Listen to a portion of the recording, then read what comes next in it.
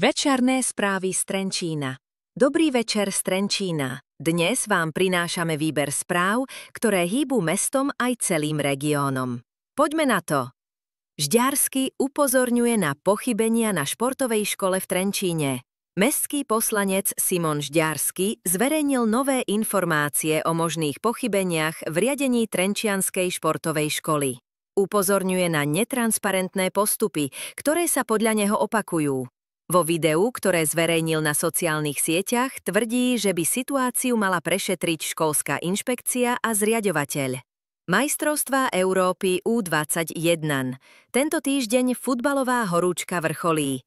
Trenčín je jedným z hostiteľských miest majstrovstiev Európy vo futbale hráčov do 21 rokov.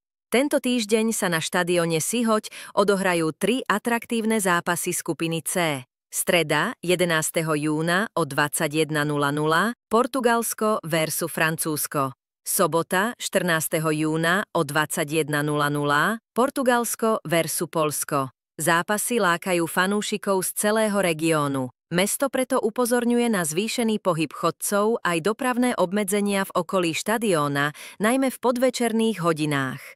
Tragédie na železnici pribúdajú. V posledných týždňoch pribúdajú tragické incidenty na železničných tratiach v kraji. Naposledy medzi Ilavou a Latcami zahynula osoba po zrážke s vlakom, čo spôsobilo niekoľkohodinové prerušenie dopravy. Železničiari vyzývajú verejnosť na opatrnosť a pripomínajú, že pohyb mimo vyznačených priechodov môže mať fatálne následky. Odborníci zároveň upozorňujú na znepokojivý nárast samovražedných prípadov. Prímestské autobusy v Trenčíne jazdia po novom. Od 1. júna došlo k viacerým zmenám v trasovaní prímestskej MHD v Trenčíne. Od 1.6.2025 vznikne nová centrálna konečná zastávka pre RAD na Jilemnického ulici medzi Strednou odbornou školou a hasičskou zbrojnicou.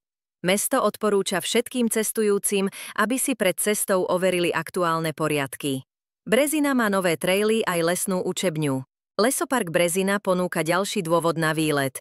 V uplynulých dňoch tu pribudli nové traily, naučný chodník a dokonca aj lesná učebňa pre školy a verejnosť. Novinky majú priblížiť prírodu aj mladším generáciám a zároveň zlepšiť dostupnosť prírodného vzdelávania. Celý projekt vznikol v spolupráci s lesníkmi, dobrovoľníkmi a mestom.